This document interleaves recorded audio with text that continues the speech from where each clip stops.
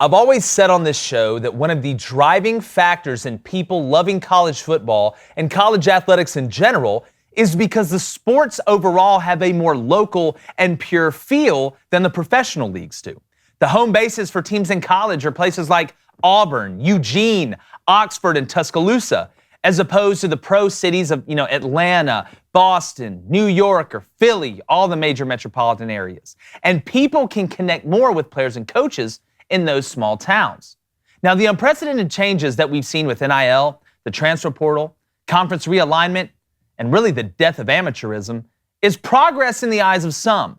But there's a huge segment of the college sports fan base that is waking up and they don't recognize what they are seeing in the landscape.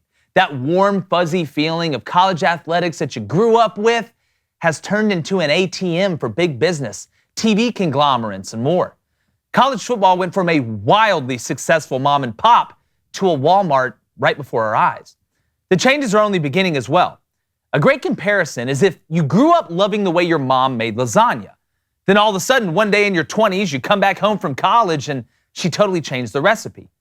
While the lasagna may be more healthy for you now or healthier for you, it just isn't that same lasagna that you grew up loving and you could always count on to be fantastic. With all these changes, some people aren't going to like the new lasagna, and that scares me. I believe the expanded playoffs is going to help bring back a portion of that audience by default. But I do believe we may have started down the other side of the peak of college athletics popularity. It may not get back to where it was until a new generation has grown up eating the new lasagna, and that takes a ton of time.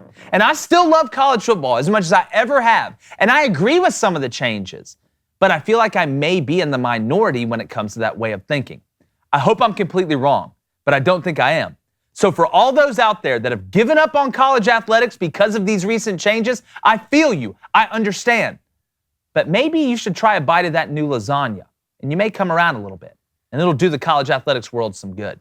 Guys, you look at some of the reports out there today that have been disputed. Now supposedly the Big 12 is going to add Arizona, Arizona State, Colorado, Utah. We are waking up and not recognizing, as I said, what we grew up loving. And that is scary. I've talked about changes on this show, and sometimes change is good. But the way they have rolled this stuff out, it's just in your face, and it never stops. So I'm starting to really wonder if the Pac-12 is going to even make it to the season. And if I'm somebody like Oregon State or Washington State, I'm worried as hell. I mean, I'm already guessing I'm going to the Mountain West. But do you think, Cone, and you brought this up, I got to give you credit for this. Do you think that we are seeing a slide in college football popularity?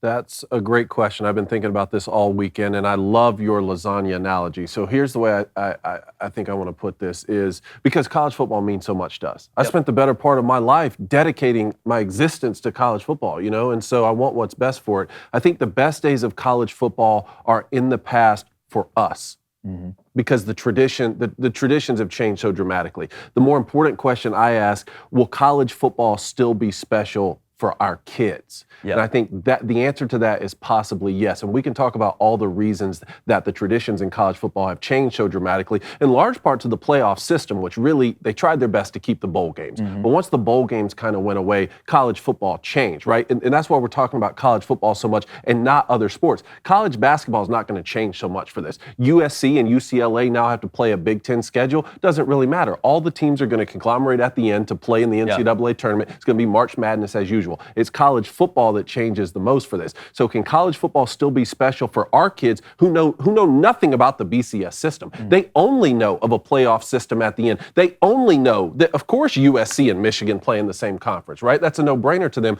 I still think there is a way forward if there's just a modicum of leadership from the top down. I don't know if the NCAA will continue to exist in the future. This just shows, to your point, this shows what happens when there's a power vacuum at the top that's not filled for a couple years. years. We see that exponential, compounding effect when there's no leadership. There's a way to keep kids from feeling exploited with name, image, and likeness, but at the same time not be pay for play. There's a way to have kids who want to transfer because they feel like that's not the best school for them without it being a free-for-all. There are answers to these problems, but we haven't come up with them yet in college. That's exactly right. Well, the NCAA is the parent that never disciplines their child and then gets upset when they don't turn out the way they wanted to. And that's exactly what the NCAA is, and that child's getting older and definitely not listening to you anymore if you look at it like that. Blaine, I'm not so much worried about the on-the-field product.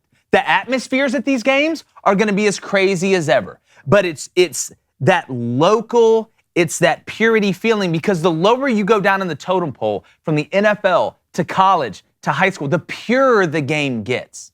The purer it gets. It's not as exploited at the lower levels than it is at the higher. But college football is racing toward the NFL in this. And Blaine, my question to you is, with our kids that are watching college football and come up with it, they won't know any better. I almost kind of parlay it a little bit with, having 9 different newspapers crown somebody a national champion, back in the day. I don't really remember that. That's not something that's forefront in my mind. And I'm sure, remember how big of a change the BCS was? And change is it's good. Scary, but it's scary, but it can be good. It can be good. It can be good. The thing with me is I'm okay with this. I think college football now, there will be more eyes on college football now than there might have ever been. Okay. Because it's so new, it's so drastic. No one really knows what's going on. But you think about it, right? Hell, USC might be back, right?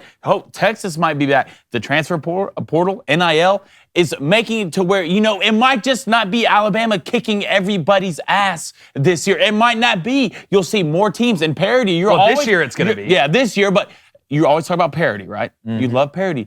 And with this NIL stuff, you're seeing teams that were gone in the past, that we haven't seen, that are starting to rise again. And that will only bring more eyes to college football. These next couple years will be insane. There will probably be more eyes now than there has ever been. Let me ask you this, I want both of you, and I want the Booster Club's opinion on this. Mm-hmm. Do you think Nick Saban forced these changes? Do you think some of these changes were the guys up top looking and saying, all right, we cannot have monopolies in this or it's going to kill the business. Eventually, a monopoly is going to kill the business around that one, again, the mom and pop that's right next to Walmart. Well, they put the Walmart up. You might as well close the door and go home. Nick Saban is so dominant and so good at what he does. Do you think, and I'm not saying he did it on purpose, that Nick Saban may have inadvertently ruined college football? Was it Nick Saban or the SEC? Nick Saban said Nick Saban was a George Washington of this now, and he said he didn't want NIL. He thought it was going to ruin the sport. But you're trying to find parity, and I know all the new rules aren't because of parity, but in some way, did Nick Saban, being the greatest ever of all time, kind of start us down this path? What greater compliment could there be? I know. If that's the case. I wish if you're an Alabama fan, be like, we changed college football forever. That's exactly right. All right, so I'm thinking about this in real time as I heard both of you talking about this, so forgive me if this isn't that well thought out. But there's a reason that most of the professional sports leagues in our country have mostly the same number, in that low 30s, right? Because that's kind of the maximum amount you can have to, everyone is competitive, but you can still have enough to cover all the big markets and stuff like that. Why we love university and college football so much is because all of those smaller markets, I'm from Statesboro, Georgia. Georgia Southern football means everything to them. They're not going to be winning a national championship, but they used to in 1AA. So is the answer to this, as you're talking about, did Alabama's dominance sort of throw all this out, is 132 teams or whatever from every university is just... It's too much to be able to fight at the end, to be able to compete with the likes of a dynasty with Alabama, or even when Clemson's really good, or the Buckeyes, something like that. Do we need to go to a system where maybe we do have sort of 2 mega conferences, or 4 of 16, something like that, where those teams are the ones who actually fight it out for national championships in Division I Power 5 football, and then what we were talking about with the UAB coach the other day, maybe have a group of 5, or maybe something even after that, right, where the other former Power 5 schools can sort of have a championship. Maybe it's tiered like that. Yeah, I like Power 4 and Group of 5. I think what Coach Vincent said for UAB, keeping the 5 conferences for the Group of 5 and giving them a national championship. Because like you said, Georgia Southern's not beating Alabama in the playoff. It's not going to happen. There's 3-4 teams maybe right now that can win a national championship every year. So being able to separate that, I think, again, you have the Power 4 conferences with 16 teams apiece, which, again, I think that's going to be the bottom, the seller when you look at the amount of teams in each. And then you have, again, they're going to expand the playoff to either 8 or 12. I would guess probably 12 if you're going to go 4 16-team conferences and then battle it out there. But Blaine, what's the Booster Club have to say? All right, Travis Elrod, first of all, Booster Club, hope you had a great 4th of July. Yes, great Fourth. weekend. Hope it was great. Hey, it's still me and you. There'll be no collusion here today. Like there never is. There never is. Travis Elrod, hashtag Ask Crane & Company. The NCAA keeps surviving these changes. What change will be the death nail in the NCAA? I don't think they're surviving it. I think they're like Voldemort at the end of Harry Potter when his body parts are falling off. They're just trying not to die. They're holding on to that last raft as the Titanic's going down, just hoping they float next to a lifeboat or something. That's what I think the NCAA is, and it couldn't happen to a better group of people. The quicker they're gone, the happier you'll all be, and the better college athletics will be, because they are the mob of college athletics. But again, they got hit with a RICO charge or something, I guess, because they're disappearing quicker than, like I said, Voldemort at the end of the Half-Blood Prince or whichever one of those was on it. Whatever conference realignment there is, it's easiest to think about this in terms of Fox versus ESPN. That's what I'm saying. And maybe like CBS or whatever can get into the mix, but that's the easiest way to think about it. Look, I think you're going to have Fox play ESPN for the national championship. Yeah, and I mean, 15 million people tuned in to see Michigan and Ohio play last year. 10 million people tuned in to see the Iron Bowl when Auburn really wasn't that competitive. So you're talking about how can this be sustained, or how can college football survive? Those are big numbers. If people keep watching the games, then you're still going to be able to have college football at the highest level. No, I agree, Blaine. What else we got?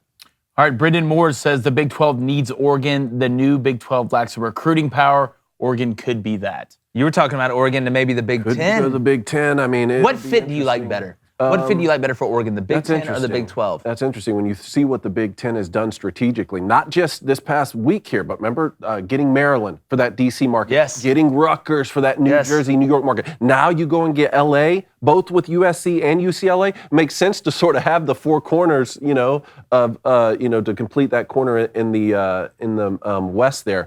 I think at the end of the day, maybe Oregon will say, we could go be a huge fish, the biggest fish now in the new Big 12. What I find most interesting is a year ago when we were at SEC Media Days and we heard the news that Texas and Oklahoma were going to leave for the SEC, and this was after Texas A&M and Nebraska had already left, 10 years ago, and we were thinking, man, the Big 12 is going to collapse. If you had told us that it was the Pac-12 who might collapse first, I'm shocked. No, I am too. It's been a total reversal. And again, I mean, who knows where this pinball is going to go? Who knows what's going to happen next? I do got to give a shout out to River in the chat. Now that it's kind of blown up, I can see it. He has Vandy beating Bama this year. Love it. Good luck. Oh. Expectations, River. In what? Chess? Expectations. Sprinkle a little on that one. What? What are you beating them? What are the odds on attendance, that one? class attendance? Look, you put $1, you probably win $1 million. Yeah, you'd probably win more than that. All right, hey, if you like what you heard, go ahead and ring that bell. Turn those notifications on. We're bringing it every day, daily from 2 to 3 Central, and we want you here. I can hear it ringing now.